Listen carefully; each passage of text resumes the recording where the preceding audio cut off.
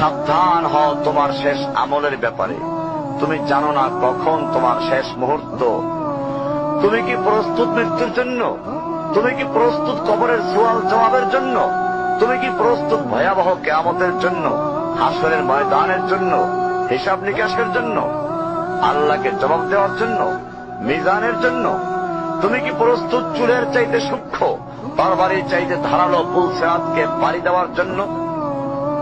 ভয়ঙ্কর তুমি জাহান্নামের ভয়ঙ্কর আযাব থেকে আত্মরক্ষার জন্য কাজ করছো তো?